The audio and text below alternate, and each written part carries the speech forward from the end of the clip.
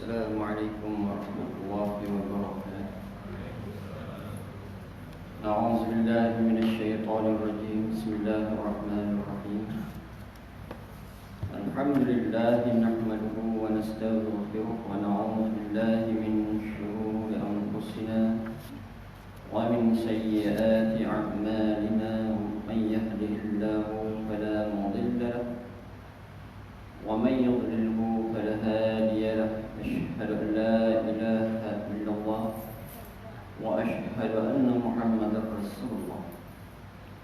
والصلاة والسلام على أشرف الأنبياء والمرسلين وعلى آله وأصحابه أجمعين. سبحانك لا علم لنا إلا ما علمتنا إنك أنت العليم الحكيم. ولا حول ولا قوة إلا بالله العلي العظيم. رب اشرح لي صدري ويسر لي أمري واحلل عقدة من لساني يفقهوا قولي. أما بعد، فيا عباد الله اتقوا الله. أوصيكم وإياي بتقوى الله فقد فاز المتقون. وأما بعد، Alhamdulillah kita rapatkan setinggi-tinggi pujian kehadirat Allah Subhanahu wa taala, dan kita bersyukur kehadirat Allah Subhanahu wa taala kerana dengan limpah kurnia, taufik dan hidayah Allah Subhanahu wa taala dapat kita berkumpul dalam majlis ilmu selepas daripada salat subuh pada hari Sabtu, pada hari Ahad. Ini hari Ahad, dengan menggunakan kitab Aqidah Ahli Sunnati wal Jamaah, yakni yang disusun oleh Haji Sa'id Haji Ibrahim, bekas mufti negeri Sabah. Sambung ke mana?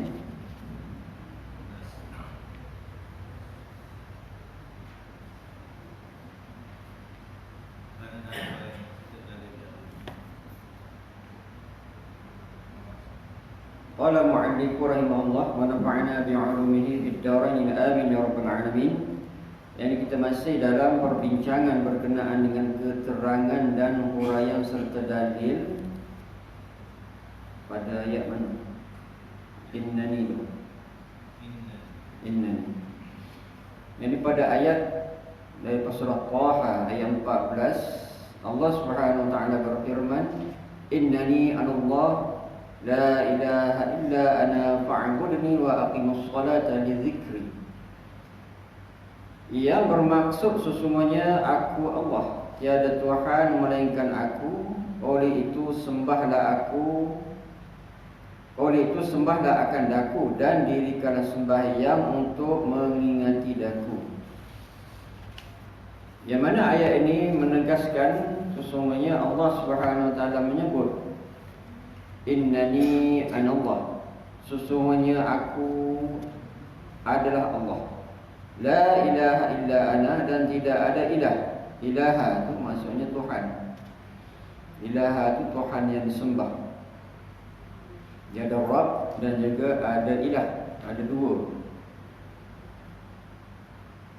La ilaha illa ana fa'budni, maka sembahlah aku, wa aqimus salat, dan dirikanlah sembahyang. Iqam, maknanya qamah itu mendirikan. Dan dirikan salat li zikri, bagi mengingati aku. Jadi Allah Subhanahu wa taala memperkenalkan dirinya di dalam Al-Quran, sesungguhnya aku, kata Allah, adalah Allah. Allah tu maknanya nama kepada zat. Allah tu nama zat. Yang lain tu nama, yang 99 itu adalah nama bagi sifat. Allah tu nama bagi zat. Innani anallah, sesungguhnya aku, dua kali itu sebenarnya. Innani, ni itu ya tu dia nisbah kepada diri. Contohnya kita kata qalami, buku saya, kitabi, kitab saya. Ana tu saya juga. Ini adalah merupakan kaedah tauqid, yakni ketegasan. Innani anallah, sesungguhnya saya, kata Allah, dan lagi saya sekali, Allah adalah Allah, la ilaha illa ana, dan tidak ada ilah. Ilah itu yang Tuhan yang disembah. La ma'bud bihaqqin illallah, tidak ada yang berhak disembah melainkan Allah. Yang terkandung dalam kalimah syahadah itu la ilaha illallah. Yang kita sebut kalimah syahadah, syahadataini, asyhadu an la ilaha illallah wa asyhadu anna Muhammadar Rasulullah. Maksudnya di sana terkandung la ma'bud bihaqqin illallah, tidak ada yang benar-benar berhak disembah melainkan Allah. Daripada perkataan abada ya'budu ma'bud, yang disembahan, yang disembah, yang berhak disembah, yang ditujukan segala sembahan, yang ditujukan segala permintaan, yang ditujukan segala pengharapan, yang ditujukan segala pergantungan, yang disembah kepada Allah. Bukan semata-mata sembah dengan rukuk sujud, tetapi segala bentuk pengharapan, segala bentuk pergantungan, segala bentuk pengabdian kepada Allah Subhanahu wa taala. Fa'budni, maka sembahlah aku. Fa'budni, abada ya'budu ma'bud. Ma'bud ini tempat yang disembah, dia masdar. Contoh masjid, sajadah yasjudu masjid. Masjid itu tempat untuk bersujud. Wa aqimus salah, dan dirikanlah sembahyang. Sembahyang itu asasnya mendirikannya bagi mereka yang mampu. Satu daripada rukun bagi sembahyang adalah yakni berdiri. Dan kebanyakan daripada rukun-rukun sembahyang itu ada di dalam rukun berdiri. Kita takbiratul ihram masa berdiri bagi mereka yang mampu, dan juga niat masa kita berdiri, baca suratul Fatihah masa kita berdiri.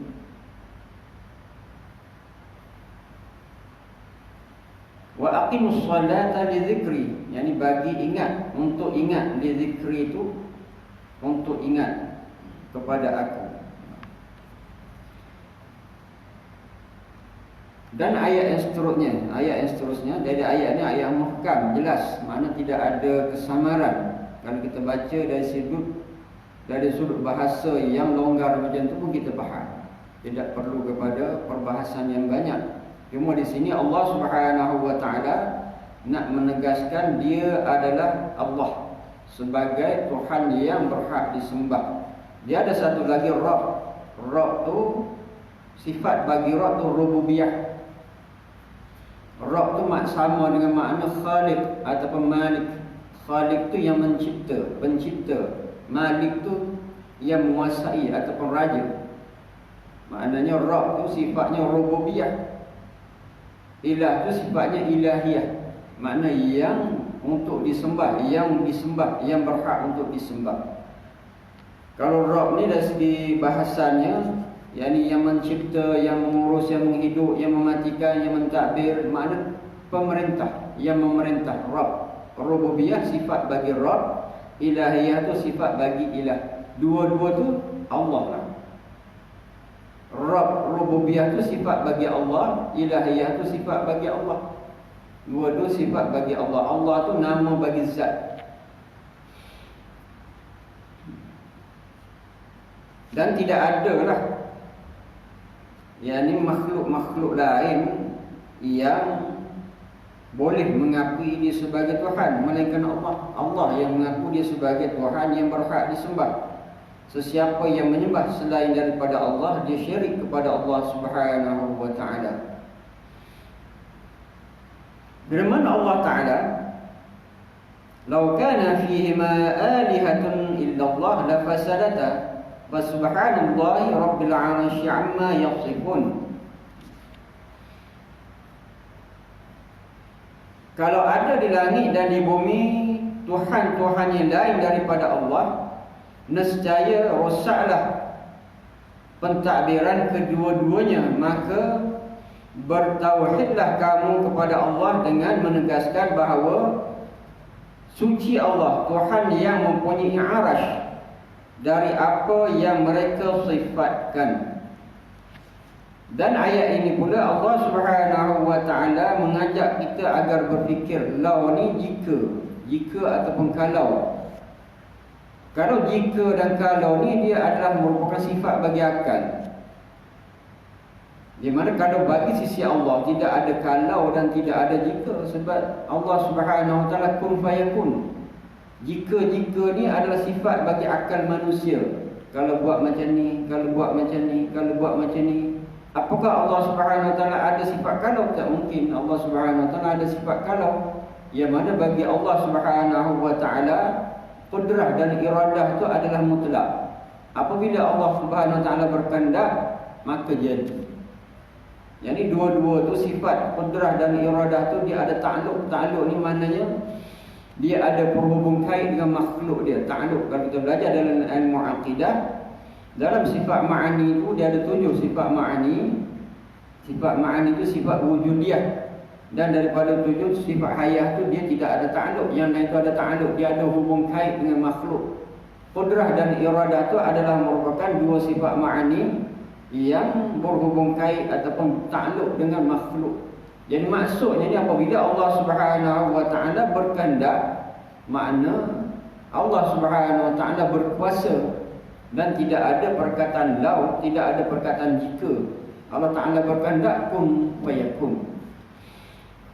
Yang Allah Subhanahu wa taala nak nyatakan di sini, iaitu lau ni ajak kita berfikir. Lau kana fihima, jika kana isim kana, jika adanya fihima pada keduanya. Dua tu apa? Langit dan bumi. Fihima, ma tu adalah musanna. Fihima pada dua. Kalau kita belajar apa ni, dhamir kan ada huwa, huma, hum, ya, huma, hunna. Huwa tu maknanya satu laki-laki, dia laki-laki. Huma tu laki-laki, dia laki-laki 2 orang. Hum tu laki-laki ramai, maknanya mereka. Kalau hiya tu makna ha untuk perempuan, dia perempuan seorang, mufradat. Huma tu huma laki-laki sama juga penggunaannya, huma perempuan tu sama juga 2 orang. Huma tu untuk perempuan, dia perempuan. Hunna, nun tu dia ada sabdu. Kalau Al-Quran kalau ada nun sabdu tu kita kena baca dengan sabdu lah, kena ada dengung. Sebab apa? Dia adalah 2 huruf. Hunna maknanya mereka perempuan ramai. Di sini Allah Subhanahu wa taala nak menyebutkan kepada kita jika adanya isim kana tu fihima pada keduanya. Dua tu apa? Langit dan bumi. Alihatun, Tuhan-Tuhan tu jamak. Alihat tu jamak bagi ilah. Ilah tu satu Tuhan. Alihatun, Tuhan-Tuhan. Illallah maknanya selain daripada Allah. Penafian. Lafaz sadata, maka dia akan jadi rosak. Sampai situ. Jika ada Tuhan-Tuhan di langit dan bumi, banyak Tuhan di langit, jika banyak Tuhan di bumi selain daripada Allah, lafaz sadata, maka dia akan binasa. Allah Subhanahu wa taala ajak kepada kita untuk berfikir. Allah Subhanahu wa taala buka minda kita berfikir. Jika di langit tu banyak Tuhan, jika di bumi banyak Tuhan selain daripada Allah, Allah tu satu. Allah tu adalah wahid, satu. Jika ada Tuhan banyak di langit dan juga jika ada Tuhan banyak di bumi, nescaya akan jadi rosak binasa. Allah Ta'ala ajak kita fikir. Kita boleh hubungkan, kita relatekan yang lain. Andai kata surah kita ni ada 2 pengerusi, agak macam mana? Sudah tentu susah mentadbir. Pengerusi cakap, yang pertama cakap macam ni, yang kedua cakap macam ni. Ataupun kita lebih pergi jauh lagi, kalau di Malaysia ni ada ramai Perdana Menteri, agak macam mana? Tak dapat bantuan rakyat kita. Perdana Menteri pertama kata kena ada bantuan. Perdana Menteri kedua kata tak payah. Perdana Menteri kita kata kita KIV dulu. Jadi macam mana? Malaysia yang kecil macam ni pun mustahil ada 3 atau 4 Perdana Menteri, apatah lagi kalau langit dan bumi ini ada ramai Tuhan yang mentadbir, sudah tentulah akan jadi rosak binasa. Ada Tuhan kata andai tu Allah Ta'ala ajak kita berfikir, lauka tu maksudnya ajak kita berfikir jika. Tuhan pertama kata kita buat tahun ni kita kemarau je setahun, yang lain kata kita kena hujan, yang lain kata kita kena banjir. Jadi agak macam mana? Jadi rosak habis langit dan juga bumi. Ini adalah merupakan satu kaedah yang mengajakkan kepada kita. Yang pertamanya di antaranya adalah Allah Subhanahu wa taala mengiktiraf akal itu sendiri. Akal tu, adanya akal tu adalah merupakan kemuliaan manusia. Pembeza di antara manusia dan makhluk lain adalah akal. Dan dengan akal itu juga kita dapat mengisbatkan Allah Subhanahu wa taala, mengisbatkan kewujudan Allah Subhanahu wa taala. Yang mana kalau kita perhatikan di sini, dalam penggunaan akal mengisbatkan keimanan dan menolakkan kesyirikan, mengisbatkan Allah Subhanahu wa taala, yang mana illallah. Illallah itu kita menetapkan Allah Subhanahu wa taala sebagai Tuhan, satu Tuhan. Alihatun itu kita menafikan, yakni perbuatan ataupun keyakinan Tuhan itu ramai adalah merupakan syirik. Di sini Allah Subhanahu wa taala juga mengajak kepada kita dalam konsep untuk menetapkan akan keimanan dan juga menolak akan kesyirikan. Ada konsep menggunakan akal. Akal kita boleh menolak Tuhan yang ramai itu sudah tentulah akan rosak binasa alam ini, dan Tuhan ramai itulah seseorang yang memperakui ataupun meyakini banyak Tuhan, sesungguhnya itu adalah perbuatan syirik, mensyarikatkan ataupun mensekutukan Allah Subhanahu wa taala dengan yang lain. Jadi akal tu boleh diterima di dalam penafian dan juga penisbatan kepada Allah Subhanahu wa taala. Dan inilah yang digunakan oleh ulama-ulama kita. Ini ulama-ulama ahli sunnah wal jamaah. Di antara pelopornya adalah Abu Hasan Asy'ari dan juga Abu Mansur Al-Maturidi, yang menggabungkan di antara dalil naqli, dalil Quran hadis dan juga akal di dalam mengeluarkan dan sifat-sifat Allah Subhanahu wa taala. Yang kita belajar sifat 20 tu dia panggil ummahatus sifat. Itu adalah merupakan ibu-ibu ataupun asas kepada sifat.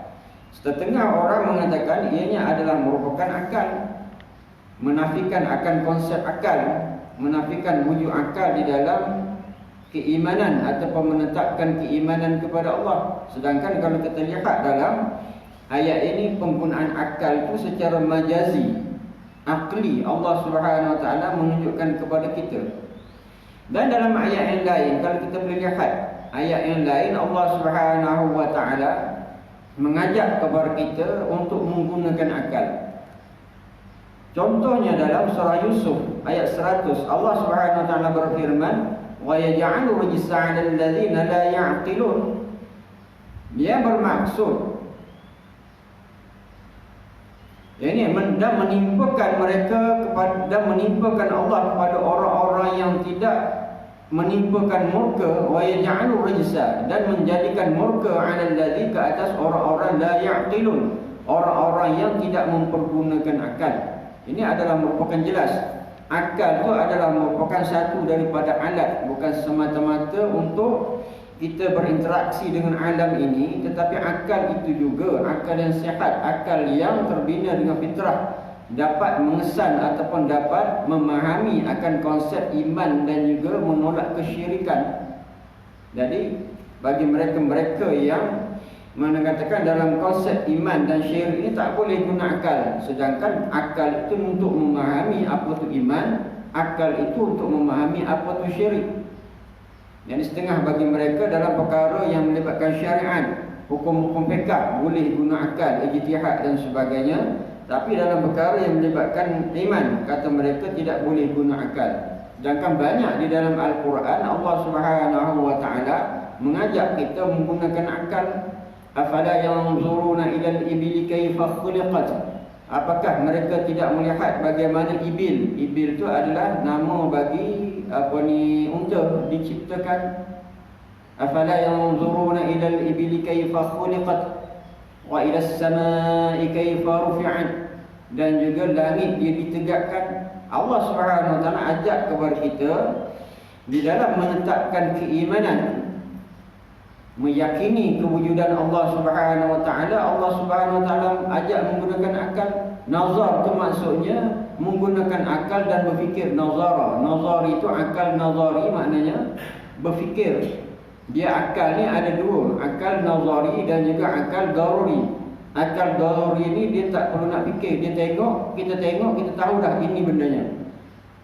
Di dalam mengisbatkan Allah Subhanahu wa taala terhadap alam, kita ambil contoh alam. Alam ni, kalau kita lihat alam ni, dia adalah merupakan akal daruri. Kita tengok alam ni memang wujud. Di mata kita wujud. Akal kita pun meyakini alam ni wujud. Dan satu lagi dia panggil akal nazari. Akal nazari itu bagaimana nak hubungkan dengan alam kepada Allah. Jadi kena fikir. Adanya alam mesti ada pencipta. Dia panggil di situ akal nazari. Kena fikir. Barulah kita mengisbatkan Allah Ta'ala, sebab alam ini tanpa ada pencipta sudah tentu mustahil ada. Dia panggil akal nazari. Akal daruri ini tengok alam memang ada. Tengok air memang ada. Tengok mat ni ataupun bekas ni memang ada. Dia panggil akal daruri. Tengok, kita tak payah nak fikir, memang wujud di akal kita, benda ni wujud. Dan akal kita akan berfikir siapa yang mencipta. Apabila akal memikir siapa yang mencipta, dia panggil akal nazari. Dia kena fikir.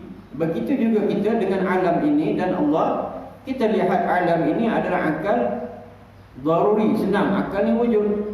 Dan akal akan berfikir siapa mencipta alam, dia panggil akal nazari. Dia kena fikir. Kalau perlu fikir, dia panggil akal nazari. Kalau tidak perlu fikir, hanya sepintas tengok, kita tahu, suruh kita boleh buat keputusan, dia panggil akal daruri. Inilah yang Allah Subhanahu wa taala nak ajak kita fikir.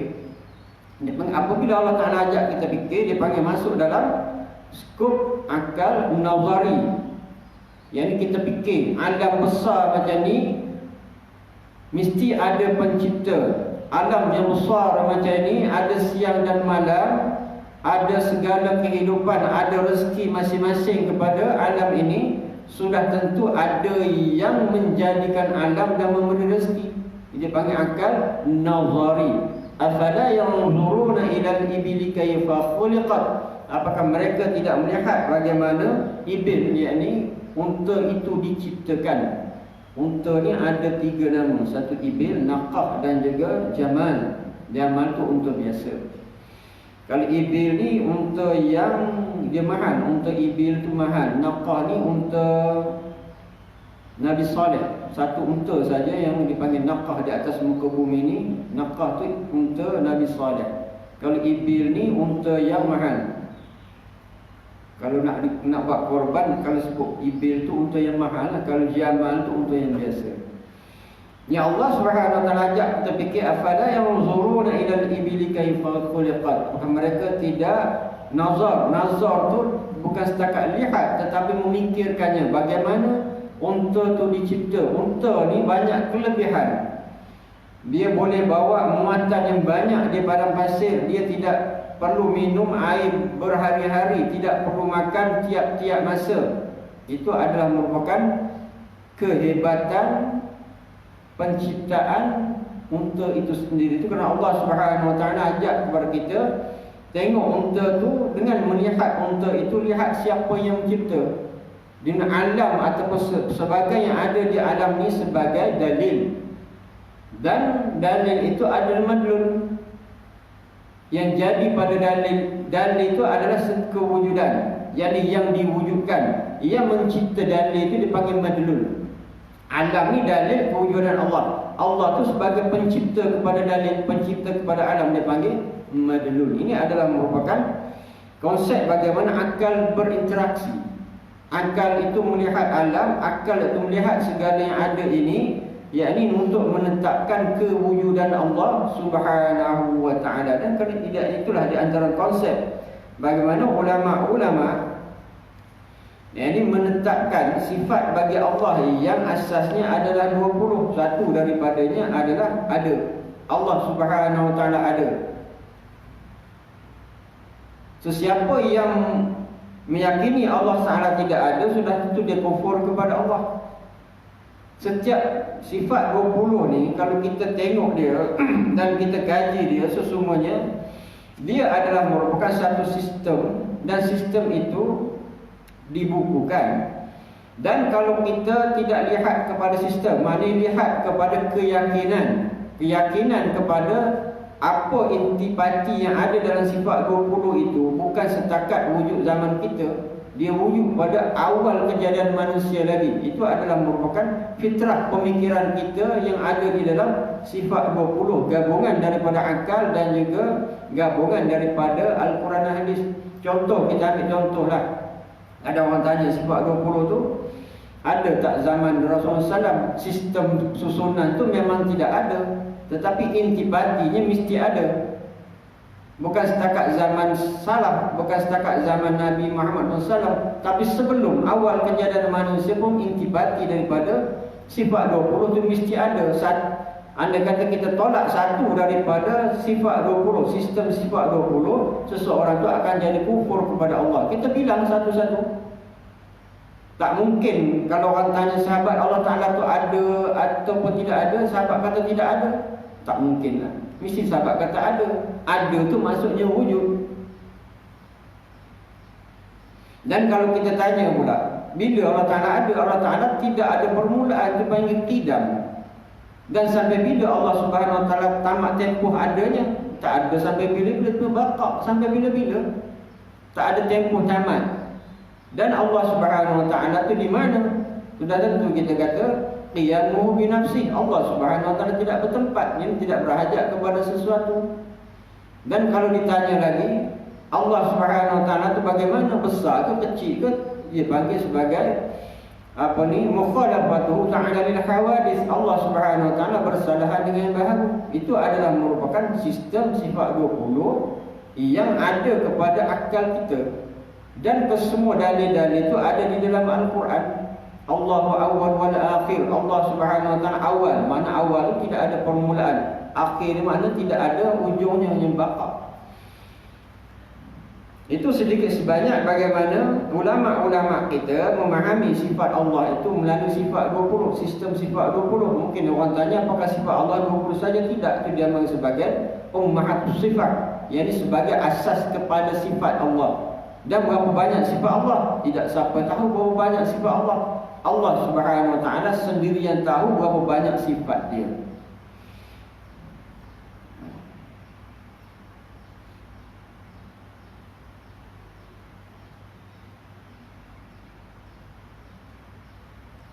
Jadi kita lihat kepada ayat itu semua, law kana fihi ma alihatun illallah lafasadata. Jadi kita fikirkanlah, anda kata Tuhan tu banyak di langit dan banyak di bumi, nescayalah bumi dan langit ini, langit dan bumi akan jadi binasa. Satu negara yang ada ni pun kalau banyak Perdana Menteri pun akan jadi rosak. Anda katalah pilihan raya akan datang dah ramai sangat nak bertanding ni, kita semua jadi Perdana Menteri. Pembangkang pun jadi Perdana Menteri, pemerintah pun jadi Perdana Menteri, parti-parti yang ada, kalau 10 parti tu semua jadi Perdana Menteri. Agak macam mana nak jadi dengan Malaysia kita? Itu di Malaysia. Kalau di Malaysia ni pemerintah itu ramai, setiap parti yang besar yang kecil yang ada mungkin puluh-puluh belas ini, kita lantik 5 tahun ni kita lantik semua jadi Perdana Menteri. Jadi agak macam mana? Sudah tentulah kita boleh bayangkan akan jadi huru-hara. Apatah lagi alam ini, langit dan bumi ini, anda kata Tuhan itu banyak, lagi dah huru-hara. Itu Allah Ta'ala ajak kita agar berfikir. Ini maksudnya konsep bagaimana menetapkan iman dan menolak kesyirikan itu boleh dengan akal. Tapi akal yang bagaimana? Akal yang sentiasa mentauhidkan Allah. Akal yang menetapkan kewujudan Allah dan memiliki sifat kesempurnaan bagi Allah. Allah Subhanahu Wa Ta'ala itu sempurna bagi sifat dia, sempurna bagi zat dia, dan juga sempurna bagi af'al. Dan Allah Subhanahu Wa Ta'ala suci daripada menyerupai makhluk. Pergi ayat yang seterusnya. Jadi seperti yang saya kata dulu lah, kita mengajar akidah ni tidak perlu kita nak fikirkan habis satu kitab. Fikir sekarang kita nak menetapkan keimanan dan juga menolak kesyirikan tu ada. Kita faham apakah termasuk iman dan apakah masuk syirik. Dan akan ada di sekeliling kita ni aliran-aliran yang mereka juga sebagai ahli qiblah, sembahyang dan sebagainya, tapi dalam konsep memahami akidah ni tak sama dengan ahli sunnah wal jamaah. Ada setengah daripada aliran menolak takdir, ada setengah daripada aliran ini mentajsimkan Allah, menjisimkan Allah, ada setengah aliran mensifatkan Allah Subhanahu wa taala seperti sifat-sifat makhluk, sebab mereka memahami akan zahir-zahir daripada dalil, yakni Al-Quran dan hadis. Kesemua tu ada di sekeliling kita. Kalau yang menolak adanya Allah tu senang kita faham.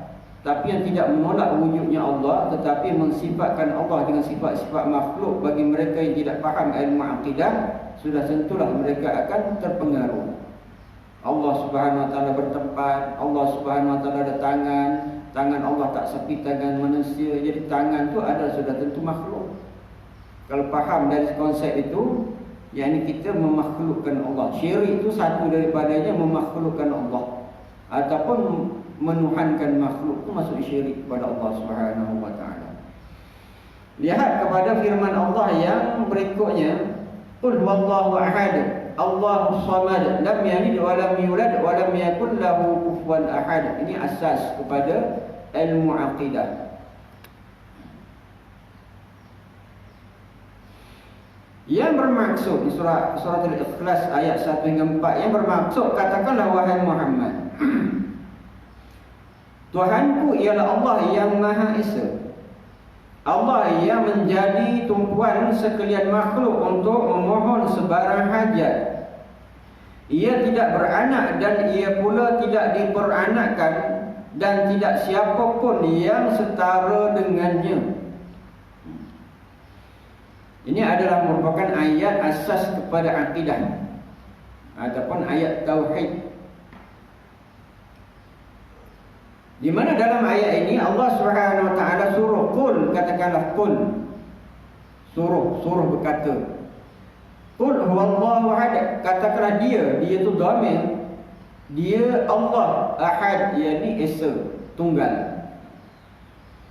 Penggunaan dhamir ini dalam bahasa Arab memang biasalah, ataupun ganti nama tu biasa. Bahasa Arab ni adalah bahasa dhamir, bahasa ganti nama. Wa hum, ya huma hunna, anta antuma antum, anti antuma antunna, ana nahnu, itu adalah merupakan dhamir atau pengganti nama asas.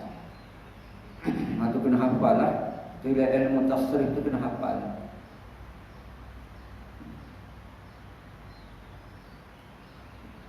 Katakanlah qul huwa tu Allah, dia Allah tu ahad esa. Allahus samad, Allah tu as-samad, satu daripada nama Allah as-samad, nama bagi sifat Allah, yakni yang menjadi tumpuan segala makhluk. Mana tempat kita bergantung, tempat kita hajat, tempat kita berhajat, tempat kita berkandak, tempat kita bermohon untuk Allah. As-samad, Allah Subhanahu wa taala ada As-samad, nama As-samad, sifat bagi As-samad, yakni tempat kita bergantung, tempat kita menyerahkan segala-galanya, tempat kita mengharapkan, tempat untuk kita berdoa, tempat hajat kita. As-samad, Allah Subhanahu wa taala. Pokok pangkal di sini Allah tu esa. Qul huwallahu ahad, katakanlah dia Allah tu ahad, esa, tunggal. Yang balik kepada yang tadilah, menafikan apa? Lau kana fihi ma alihah, jika ada di langit dan di bumi dua-dua tu lihat alihah, Tuhan-Tuhan illallah la fasadata. Sebab apa? Allah Subhanahu wa taala tu adalah Tuhan yang satu saja. Dan bukan setakat Nabi Muhammad sallallahu alaihi wasallam saja suruh mengatakan Allah Taala tu satu ataupun esa kita. Kita pun sama juga. Setiap masa kita naklah mengatakan Allah Subhanahu wa taala tu ahad ataupun esa.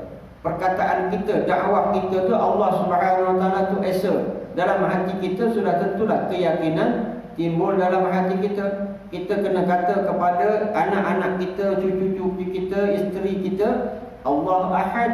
Katakanlah, bukan hanya ditujukan arahan itu kepada Rasulullah sallallahu alaihi wasallam, tapi seluruh manusia mesti mengatakan Allah Subhanahu Wa Taala itu Ahad. Tak boleh tak kata Allah Taala itu Ahad, mesti Ahad, tunggal. Allahus Samad.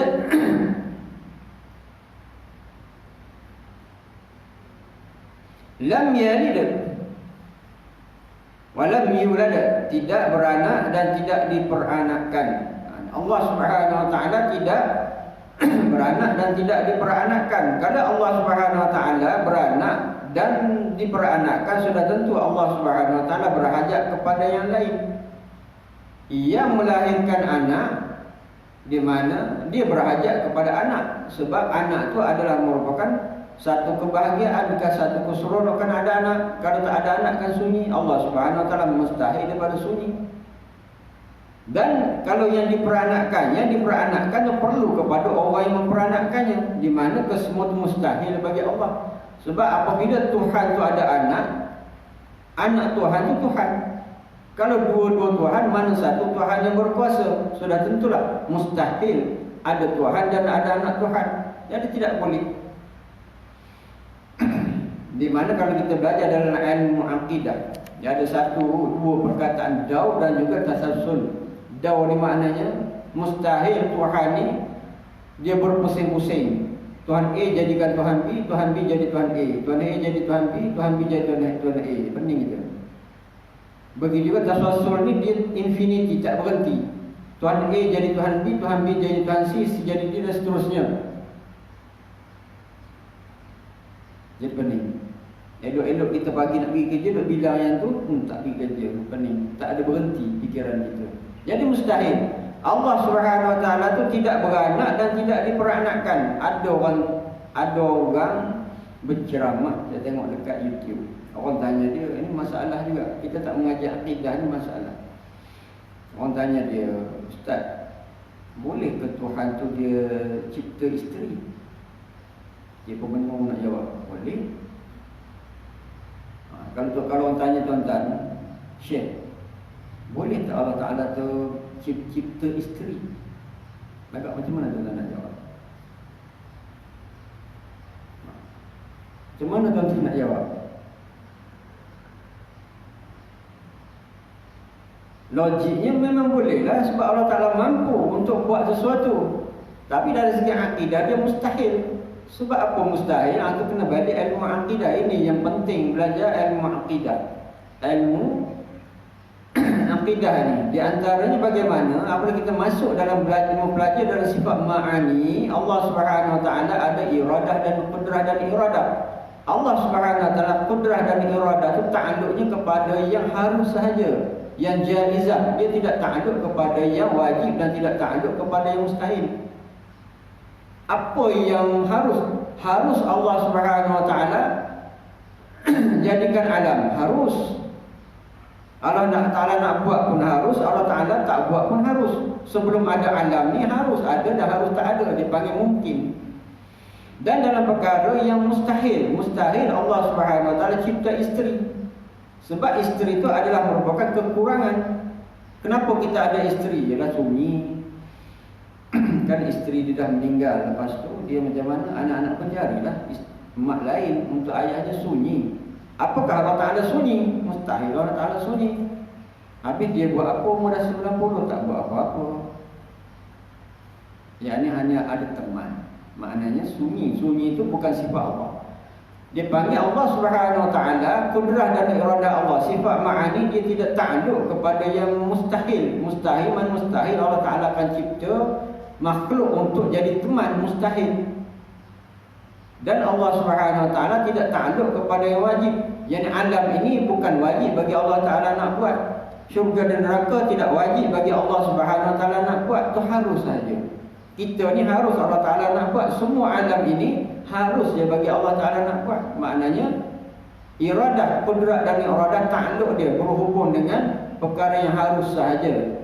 Dia panggil jaizat. Dan kudrah dan iradah dia tidak takluk kepada yang mustahil dan tidak takluk kepada yang wajibah dan juga mustahilah. Jadi itulah dia punya hujah kitanya. Kalau orang katanya kita Allah Subhanahu Wa Taala tu boleh tak cipta isteri, mustahil. Bukan Allah Taala yakni tidak ada kudrah, tapi mustahil nak cipta makhluk yang setanding dengan dia, yang duduk bersama dengan dia. Sebab Allah Subhanahu Wa Taala qiyamuhu bi nafsihi, tidak berhajat kepada apa-apa pun. Kalau Allah Taala cipta isteri, dia berhajat kepada isteri. Kalau Allah Taala cipta anak, Allah Taala berhajat kepada anak. Jadi tidak, ya apa saja yang menisbahkan kepada pribadi Allah tak ada. Allah Subhanahu Wa Taala tidak ada pribadi dia kepada makhluk, tak ada, tidak berhajat. Allahu ghaniyun 'anil 'alamin. Allah Subhanahu Wa Taala yakni berkaya, terkaya daripada alam seluruhnya, terkaya. Itu maksud tidak berhajat kepada alam seluruh, tidak berhajat. Tidak berhajat kepada anak, tidak berhajat kepada isteri. Kalau kita sebut di sinilah di mana hujahnya lam yalid wa lam yulad. Allah Subhanahu Wa Taala tidak beranak dan tidak diperanakkan. Beranak dan diperanakkan itu berhajat. Apabila Allah Taala beranak, mana berhajat kepada anak? Mustahil. Allah Taala kalau berhajat, kalau Allah Taala beranak, mungkin Allah Taala tu ada isteri. Mana mungkin macam tu? Jadi maknanya bertentang dengan dalil daripada surah Al-Ikhlas ini. Begitu juga Allah Subhanahu Wa Taala tidak peranakkan, sebab yang diperanakkan perlu kepada yang memberanakkan dia. Yang dicipta perlu kepada pencipta. Itu semua mustahil. Dan tidak siapa pun yang setara dengannya. Walam yakul lahu kufuwan ahad. Dan tidak ada satu pun yang setara sebanding dengan Allah Subhanahu Wa Taala. Tidak ada. Tidak ada satu pun yang setara dan sebanding dengan Allah Subhanahu Wa Taala. Dan kadang-kadang orang kata apa, manusia kan ada kudrah juga. Allah Taala ada kudrah juga. Dan kudrah manusia itu bagaimana? Kudrah manusia itu dipanggil sebagai majazi ataupun isnad majaz, sebagai satu sandaran cakap saja. Di mana makhluk manusia ini, kekuatan yang ada pada manusia tidak terstanding kepada Allah Subhanahu Wa Taala. Lam yakul lahu kufuwan ahad. Yani Allah Subhanahu Wa Taala dan tidak siapa pun yang setara dengannya. Kita hidup, manusia kan hidup. Kan kita biasa cakap dia hidup lagi, dia dah mati. Mana hidup tu? Hidup Allah dengan hidup manusia sama, tidak sama. Walam yakul lahu kufuwan ahad. Yani hidup bagi manusia itu panggil isnad majaz, yakni sebagai sandar cakap sahaja, tetapi hakikatnya hidup manusia itu ada permulaan dan juga ada kesudahan. Allah Subhanahu Wa Taala hidup, hayat. Allah Subhanahu Wa Taala ada sifat ma'ani bagi Allah itu hayat, hidup Allah. Yani Allah Subhanahu Wa Taala qidam dan juga baqa. Tidak ada permulaan dan tidak ada kesudahan. Hidup manusia ada permulaan dan ada kesudahan. Itu beza di antara sifat Allah dan juga sifat manusia. Sama sebut, tetapi dari segi hakikatnya tak sama. Dia panggil isnad majazi, iaitu sandaran cakap sahaja.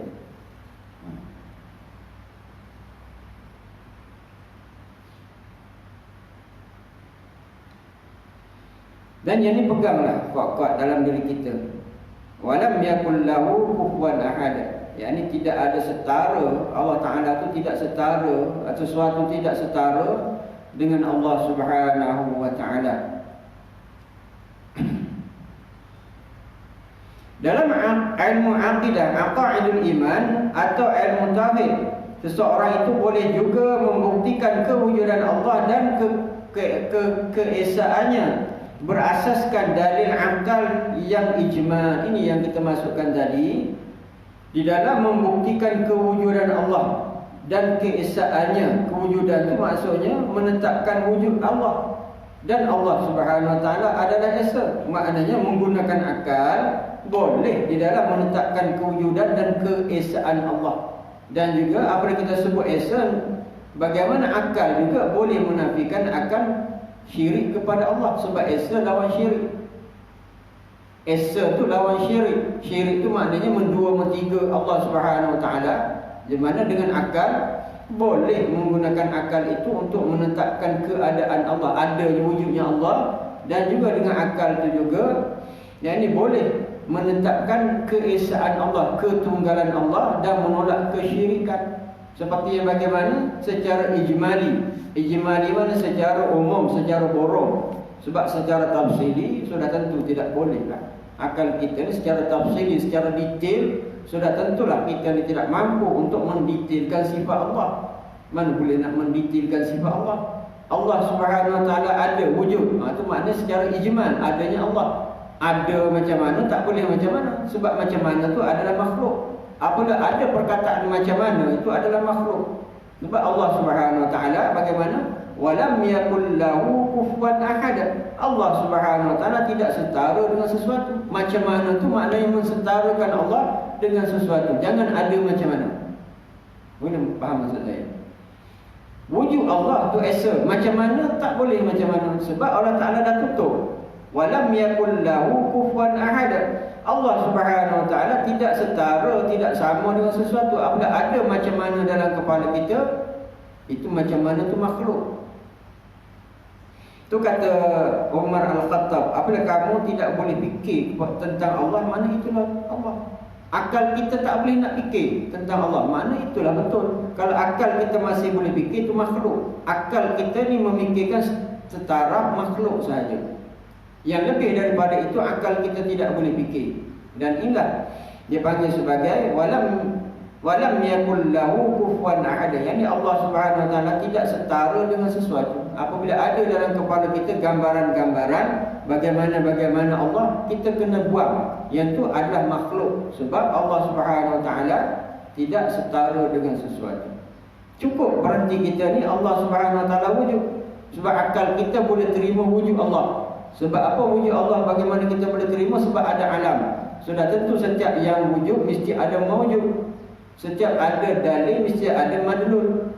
Setiap yang dijadikan mesti ada yang, setiap yang ada mesti ada yang mengadakan. Jadi cukup akal kita memikirkan tentang itu. Setakat itu aja boleh fikir. Dia panggil sebagai ijmali, tak boleh nak pergi jauh. Allah Ta'ala itu besar kecil, itu sudah masuk dalam ruang lingkup makhluk itu. Kemusyirikan Allah Subhanahu Wa Ta'ala itu dipanggil sebagai, kalau kita belajar ilmu sifat 20-nya, yakni mukhalafatuhu ta'ala lil hawadis. Allah Subhanahu Wa Ta'ala tak sama dengan sesuatu yang baru. Sesuatu yang baru selain daripada Allah semua baru. Apabila kita boleh berfikir tentang sesuatu itu baru, akal kita ni fikir tentang benda baru. Benda yang kita boleh lihat, yang tak boleh lihat, akal kita tak boleh fikir. Hanya kita meyakini sahaja.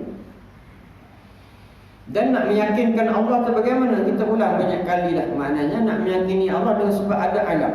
Setiap benda yang dicipta ada pencipta. Air botol yang semudah ini pun mesti ada syarikat yang buat. Tak mungkin kita kata ni benda ni boleh jadi dengan sendiri. Apatah alam yang besar yang teratur macam ni, tak ada pencipta, mustahil. Dipanggil mustahil. Ruang lingkup mustahil. Mustahil alam ni jadi dengan sendiri. Iaitu wujudnya makhluk-makhluk di alam dunia ini membuktikan wujud penciptanya, iaitu Allah Azza wa Jalla. Wujudnya alam ini, wujudnya makhluk ini, yakni sebagai dalil wujud Allah Subhanahu Wa Ta'ala. Mesti ada pencipta. Pernah berlaku zaman dahulu ni akidah yang dipahami oleh orang asli, orang Badui. Orang tanya orang Badui, macam mana kamu yakin tentang adanya Allah? Dia kata ada tahi unta, ada unta. Orang Badui punya fikiran dia macam tu je. Macam mana kamu yakin adanya Allah, adanya Tuhan? Aku tengok unta, ada tahi unta, ada tahi unta, ada unta. Takkan tahi unta ada tapi unta tak ada? Tak mungkin. Anak akal dia punya orang Badui cakap itu, tapi dah mantap. Itu dia cukup. Mana ilmu akidah ni kalau tuan-tuan boleh fikir setakat itu sudah cukup. Ilmu akidah dia mesti dalil, mesti ada dalil. Dia tak sama dengan ilmu syariat, dia tidak sama dengan ilmu tauhid, ilmu fiqh. Ilmu fiqh ni panggil apa dia, ghalawatul zan, memadai dengan sangkaan, ataupun kita bertaklid kepada orang yang tahu, bertaklid kepada ulama. Sebab kita tak pandai nak ambil dalil daripada Al-Quran hadis. Angkat tangan masa sembahyang tu hadis daripada mana? Kita sebut Allahu Akbar tu ayat Quran mana? Hadis mana? Kita bertaklid dalam kitab-kitab fiqh yang kita belajar. Itu sudah memadai. Sebab apa? Ilmu fiqh ini adalah dia satu ilmu yang dia berat untuk kita faham. Orang awam payah nak faham, nak korek dalil tu payah, complicated. Berbanding dengan ilmu akidah. Ilmu akidah mesti dalil. Dalil macam mana? Memadai kata ulama. Seperti Badui tadi, wujudnya Allah bagaimana? Bagaimana aku tengok unta ni ada tahi unta, mana ada unta. Maknanya wujudnya Allah ni ada alam. Itu cukup. Cukup untuk orang awam memahami akidah dia begitu. Sudah cukup. Itu maksudnya dalil. Kan kita biasa dengar akidah mesti ada dalil. Betul, dalil macam mana? Ini dalil yang simple, yang kita ni mengisbatkan ada Allah Subhanahu Wa Taala di akal kita, adanya alam, ada pencipta alam. Siapa Allah? Sebagaimana orang Badui tadi, dia tengok tahi unta, ada unta. Mana mungkin tahi unta tu ada tanpa ada tuan unta? Tak mungkin. Begitu. Mengikut akal fikiran manusia adalah mustahil wujud suatu benda di alam ini wujud dengan sendirinya tanpa penciptanya. Secara khusus, makanan yang sudah masak dan dihidangkan mustahil akan masak dan terhidang sendiri tanpa wujud orang yang memasak dan yang menghidangkannya. Ini jelas. Maknanya dalil macam ni pun sudah cukup. Kalau orang tanya kita, ini kalau orang kata ilmu akidah, ilmu tauhid itu ilmu dalil. Yang kita dalam ilmu akidah kita tidak boleh taklid kepada orang lain. Kalau orang tanya kita Allah Ta'ala tu ada ke tidak? Ada, macam mana kamu tahu? Orang cakap macam tu tak sah. Akidah macam tu tidak sah. Macam mana kamu tahu Allah Ta'ala tu ada? Orang cakap Allah Ta'ala ada, saya kata Allah Ta'ala ada. Akidah yang macam tu tidak sah. Yang nak sah macam mana? Macam ni sudah cukup. Dalil macam ni sudah cukup. Ada makanan, ada yang masak makanan. Ada alam, ada mencipta alam. Maknanya mesti ada pencipta pada sesuatu. Itu adalah Allah Subhanahu Wa Taala. Sudah cukup dalil itu. Kita boleh diterima sebagai orang yang berakidah, bukan orang yang bertaklid. Akidah yang jazam, akidah yang putus, akidah yang yakin. Sebab dalam ilmu akidah ni dia mesti yakin. Dia bukan melalui taklid, bergantung kepada orang lain, tak boleh. Yakin tu maknanya dengan cara berfikir macam tu tadi. Satu bukti yang cukup jelas terbentang di hadapan mata kita dan tidak boleh ditolak oleh akal fikiran manusia, kewujudan Allah dan keesaannya yang berdalilkan dari akal ialah wujud diri kita manusia sendiri dan wujud bumi dan langit, matahari dan bulan, daratnya dan lautan, haiwan-haiwan yang melata di bumi, ikan-ikan yang berenang di dalam air dan lain-lainnya. Dan kewujudan Allah Subhanahu Wa Taala dan juga kekuasaan Allah Subhanahu Wa Taala berdalilkan kepada dalil akal. Dalilnya ada dua, kita ulang. Dalil naqli, yakni dalil Al-Quran hadis, dan dalil akli, dalil akal. Jadi dua-dua itu adalah sumber untuk menisbatkan, menetapkan wujudnya Allah. Satu daripadanya akal. Di antara contoh bagaimana adanya kita ada pencipta. Di mana ada kalam yang cantik, man arafa nafsah faqad arafa rabbah. Barang siapa yang kenal diri dia, dia kenal pencipta dia. Kalam itu bukan kalam Rasulullah SAW, bukan hadis, tapi kalam para ulama. Kita kenal diri kita, sudah tentulah kita tahu pencipta kita. Fi anfusakum apa?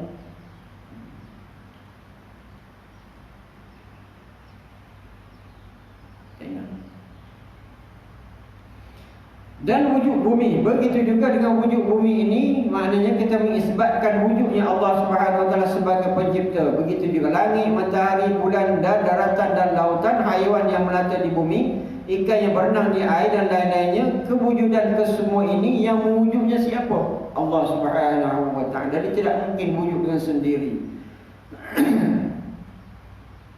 Dia ada golongan yang menafikan adanya Tuhan, golongan mulhid ataupun etis.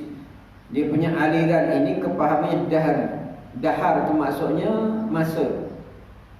Kerana ada dahari. Dahari ini maknanya orang yang berpahaman mulhid ataupun etis. Dia punya Tonggak pemikirannya dahar, masa. Dia kata alam ni semua berlaku dengan masa.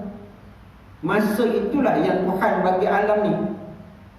Ada tempoh hidup manusia masa, ada tempoh mati manusia masa. Jadi golongan mulhid ataupun ateis ini, dia punya asas pegangannya ad-dahar, maknanya masa, dahar. Dan semua itu kalau kita fikir balik, masa tu siapa yang buat? Masa tu siapa yang buat? Dan kalau kita lihat kepada ulama, contoh kita ambil ulama Imam Hanafi, Nu'man bin Sabit. Zaman dia ni zaman yang ramai golongan etis ni. Dan golongan etis ni sentiasa berdebat dengan ulama-ulama. Sebab nak debat ni kadang-kadang orang tu betul, pegangannya betul, ilmunya betul, tetapi dia punya skill debat tu bukan semua orang ada.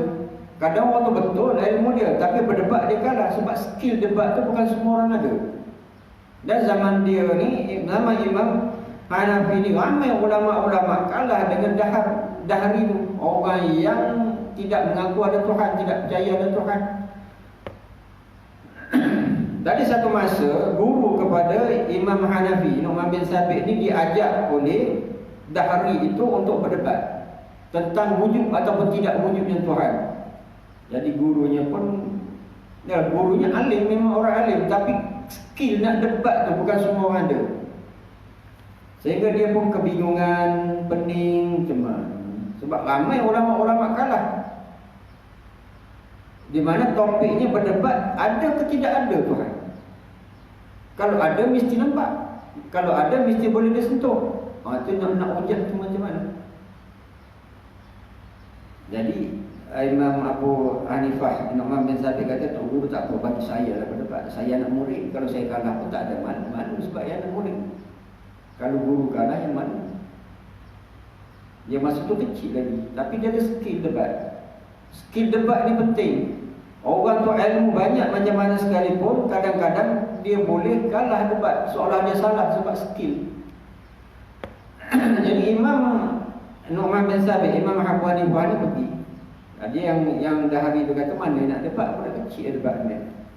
Dahari tu kata, okeylah, tak apa, dah kecil-kecil lah. Dia tanya Imam Nu'man bin Sabit, kata, Tuhan tu ada atau tidak? Ada, dia kata. Mana pun kamu boleh buktikan?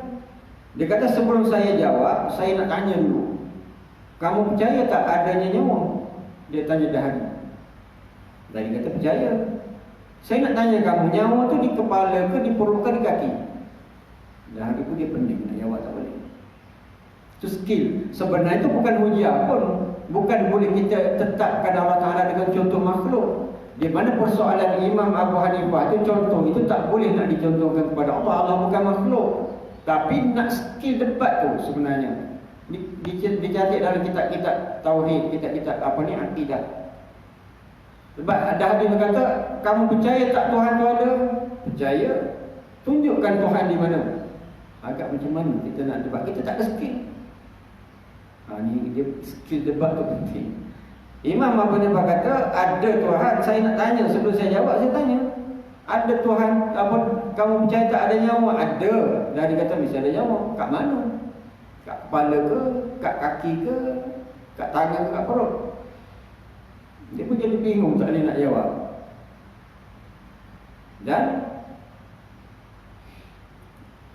Dan apa dia bingung tu, tak boleh nak jawab lah. Dia kata, kalau itu pun kalau tak boleh nak jawab, apatah lagi kamu nak fikir di mana Allah. Sebab yang menciptakan tu Allah. Dengan hanya skill itu pun, maknanya dahari itu dia tewas.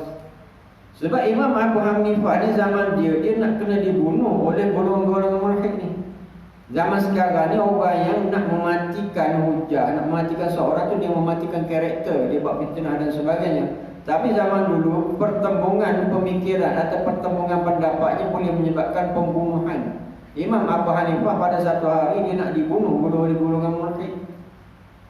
Di mana dalam satu dicatatkan golongan mulhid ni pergi jumpa Abu Hanifah, dia nak bunuh. Dia kata, sebelum kamu bunuh aku, kamu punya faham pemikiran itu, aku nak tanya kamu lah.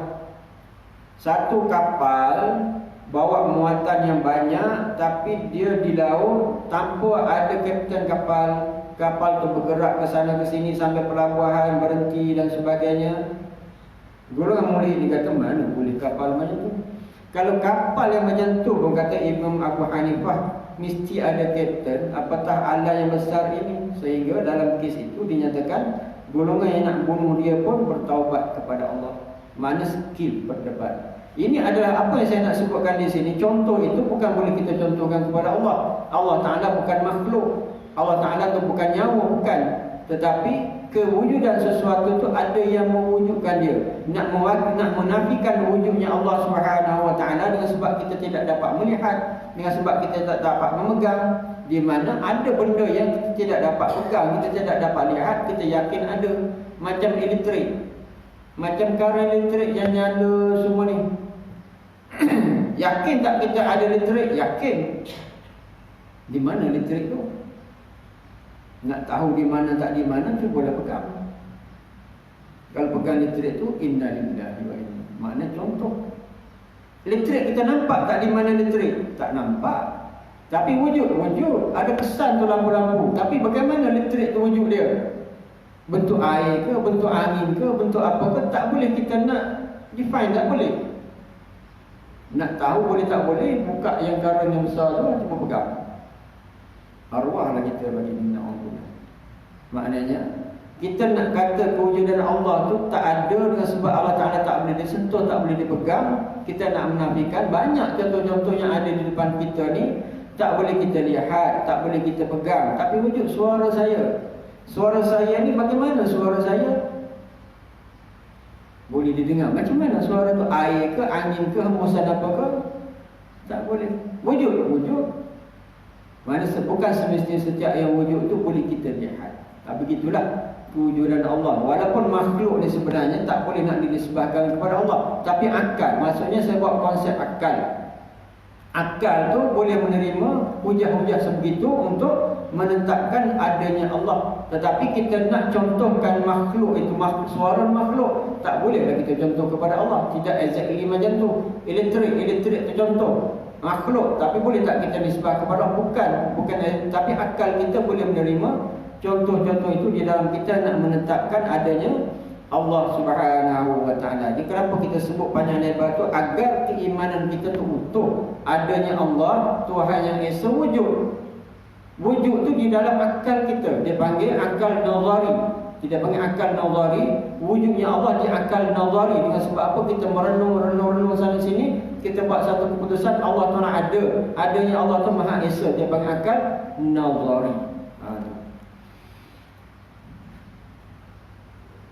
Oleh itu adalah mustahil, tidak diterima oleh akal fikiran manusia wujud sesuatu itu di alam dunia ini jika tidak ada penciptanya, iaitu Allah Subhanahu Wa Ta'ala yang Maha Esa lagi Maha Berkuasa. Kesimpulannya, kita ambil kesimpulan dah tuan-tuan. Sebelum kita berhenti, ambil simpul saja. Kesimpulannya, setiap makhluk yang wujud di alam dunia ini tidak akan wujud sendiri, malah ada penciptanya, iaitu Allah Subhanahu Wa Ta'ala. Oleh itu wujud makhluk-makhluk di alam dunia ini adalah menjadi dalil kewujudan Allah dan keesaannya yang didapati oleh akal fikiran manusia secara logik dan mantik, sebagaimana dalil akal yang ijmal yang bersandarkan dalil naqli, bukan mengikut logik akal semata. Mana yang wujud Allah Subhanahu Wa Ta'ala dengan kewujudan makhluk secara logik akal ni boleh terima wujudnya Allah Ta'ala dengan sebab apa? Dengan akal. Ada makhluk, ada pun ada Allah. Ada barang, ada pencipta. Logik akal begitu. Dipanggil logik akal. Sama ada logik secara logik atau mantik, ilmu hujah. Ilmu bagaimana ilmu nak menggerakkan akal ini untuk menetapkan sama ada ni mustahil, ini apa ni wajib, ini harus, ni akal benda mantik, ilmu mantik ni ilmu logik. Sebagaimana dalil yang akal yang ijmali secara umum macam tadi. Kita nak mendetailkan tentang wujud Allah tak boleh, sebab Allah Ta'ala adalah ghaib, tak boleh nak disentuh dan sebagainya. Secara ijmali itu boleh guna akal. yang bersandarkan dalil naqli. Yang naqli bukan mengikut logik akal semata-mata. Naqli itu maknanya apa secara Al-Quran, mana akal kita digabung dengan Al-Quran, wujudlah satu apa ni keputusan. Akal kita tengok Al-Quran, Al-Quran sebut tentang begini-begini, di mana akal kita buat satu keputusan Allah Ta'ala ada, Allah Ta'ala tu Maha Esa dan sebagainya. Dan juga makhluk, saya bagi satu contoh pada tuan-tuan. Apa yang maksud makhluk? Makhluk tu hadis dan juga alam. Makhluk tu mungkin dan kainat. Makhluk apa orang kita makhluk apa? Makhluk tu hadis baru. Makhluk itu alam. Alam seluruh ni makhluk. Makhluk itu mungkin ni sama ada, boleh jadi ada, boleh jadi tidak ada. Dan juga makhluk itu kainat. Kainat itu maksud yang dijadikan. Itu makhluk. Apa tanya makhluk? Makhluk ada 4 benda tu. Kalau tanya kita apa makhluk? Makhluk hadis baru. Makhluk tu alam. Makhluk tu mungkin, boleh jadi ada, boleh jadi tidak ada. Makhluk tu apa? Kainat yang dijadikan. Itu makhluk. Wallahu a'lam. Mudah-mudahan apa yang kita kongsikan dapat bermanfaat kepada kita. Ada muskil? Tak ada. A'udzu billahi minasyaitonir rajim. Bismillahirrahmanirrahim. Alhamdulillahirabbil alamin. Allahumma arinal haqqa haqqan warzuqna ittiba'ah wa arinal batila batilan warzuqna ijtinabah. Allahumma fa'alna bima 'allamtana wa ja'alna min 'ibadikas shalihin. Wa sallallahu ala sayyidina Muhammad wa ala alihi wa sahbihi wasallam. Walhamdulillahi alamin. أقول قولي هذا وأستغفر الله العظيم لي ولكم ولسائر المسلمين والمسلمات فاستغفروه إنه هو الغفور الرحيم. السلام عليكم ورحمة الله وبركاته.